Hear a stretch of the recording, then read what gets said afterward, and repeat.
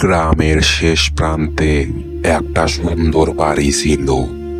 দিনে পরিত্যক্ত থাকতো, কিন্তু রাতে ওই ঘরে আলো জ্বলতো। গ্রামের লোকেরা বলে, ওটা ভালো ঘর না, ওইখানে রাতে যেও না। আজ এই ঘরের সত্যটা জানা যাবে। এই ঘরের মালিক ছিলেন মালিক চাচা।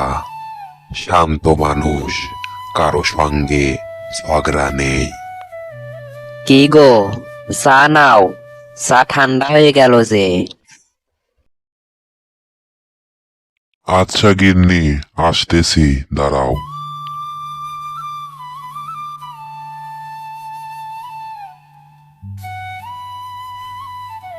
তাদের কোনো সন্তান ছিল না। সন্তান না থাকলেও তাদের সংসারটি ছিল ভালোবাসায় ভরা। আজকাল চা না খেলে সকালটা যেন শুরুই হয় না। হঠাৎ এক বর্ষার রাতে মালিক চাচার স্ত্রী অসুস্থ হয়ে পড়ে। এখন কেমন লাগছে আয়েশা? ভালো লাগছে না গো, আমার খুব শ্বাসকষ্ট হইতেছে, আমার দম বন্ধ হয়ে যাইতেছে। আয়েশা, এই সময় ডাক্তার কই পাই গো? একে তো অনেক রাত হইছে, তার উপর আবার বৃষ্টি নামছে। দাঁড়াও, আমি দেখতাছি বাইরে যাইয়া।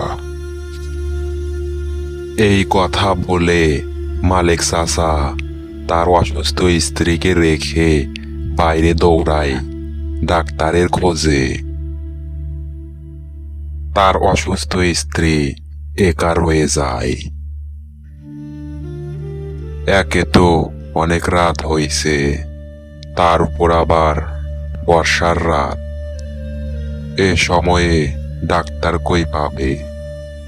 মালিক চাচা গ্রামের মধ্য দিয়ে দৌড়াতে থাকে আর গ্রামের মানুষকে ডাকতে থাকে, তোমরা কেউ আসো, আমাকে একটু সাহায্য করো না, আমার বউটা খুব অসুস্থ, কেউ বের হয়ে আসো না, আমাকে একটু সাহায্য করো না, আমার বউটা মরতে বসেছে, কেউ একটু সাহায্য করো। মালিক চাচার ডাক কেউ শোনে না, কেউ বাহিরে আসে না, কোনো ডাক্তারও পায় না। মালিক চাচা বাড়িতে ফিরে যেতে লাগে। তার অসুস্থ স্ত্রী বাড়িতে একা। মালিক চাচা কাউকে না পেয়ে বাড়িতে ফিরে আসে। বাড়িতে এসে দেখে তার স্ত্রী আর এই দুনিয়ায় নেই। তার স্ত্রী দুনিয়া ছেড়ে চলে গেছে। মালিক চাচা কান্না করতে লাগে। আয়েশা, তুমি আমারে একলা কইরা চইলা গেলা, আমি একলাই ঘরে কেমনে থাকুম? তারপর থেকে এই ঘরে আলো জ্বলতো। ভয়ে কেউ এই ঘরে যেত না। গ্রামের লোকজন বলতো ওই ঘরে কেউ থাকে না, তারপরও আলো জ্বলে। কেউ জানার চেষ্টাও করতো না কেন ওই ঘরে আলো জ্বলছে, কেউ যেতই না।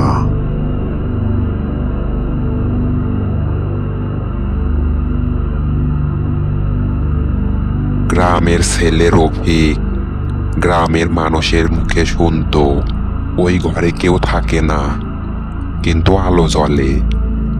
রফিক ভাবতে লাগে কেন ওই ঘরে আলো জ্বলে। রফিক সাহস করে ওই ঘরে ঢোকে।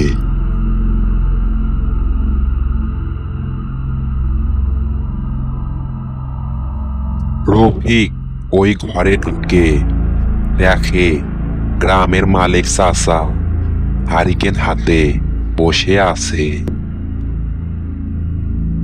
মালিক চাচা, আপনি এভাবে একা একা বসে আছেন কেন? কই বাবা, আমি তো একা না, ও তো এখানেই আছে আমার সঙ্গে। কে আছে আপনার সঙ্গে মালিক চাচা? আমার স্ত্রী আয়েশা, ও তো আমার সঙ্গেই আছে। আর আপনি হারিকেন হাতে বসে থাকেন কেন? আমার স্ত্রী আয়েশা অন্ধকারে ভয় পেত, তাই আমি হারিকেন জ্বালিয়ে প্রতি রাতে বসে থাকি। আপনার স্ত্রীর কি হয়েছিল আর তিনি এখন কোথায়? সে আর বেঁচে নেই, সে অনেক আগেই দুনিয়া ছেড়ে চলে গেছে। মালিক চাচা রফিককে তার স্ত্রী কিভাবে মারা গেছে তার সব কিছু বলতে লাগে। রফিক তার কথাগুলো শুনে খুবই কষ্ট পায়। রফিক তার কথাগুলো শুনে তাকে সান্ত্বনা দিয়ে বাড়ি যেতে লাগলো। মালিক চাচা প্রতিদিন দুটি খাবার থালা সাজায়, একটি থালা নিজের জন্য আর একটি থালা তার স্ত্রী আয়েশার জন্য। আর ফিস ফিস করে বলে, আয়েশা খাইছো? কোনো উত্তর আসে না। মালিক চাচার চোখ দিয়ে পানি ঝরে। রফিক গ্রামের সবাইকে মালিক চাচার ব্যাপারে সব কথা খুলে বলে। গ্রামের লোকজন তার কথাগুলো শুনে খুবই আফসোস করে। কতই না ভুল বুঝেছে তারা। গ্রামের লোকজন মালিক চাচার বাড়িতে যেতে লাগলো। তারা মালিক চাচার বাড়িতে গিয়ে দেখে মালিক চাচা ঘুমাই পড়ছে। তার কপালে হাত দিয়ে দেখে তিনি আর বেঁচে নেই। মালিক চাচাও দুনিয়া ছেড়ে চলে গেছে। রফিক, মালিক আর বেঁচে নেই।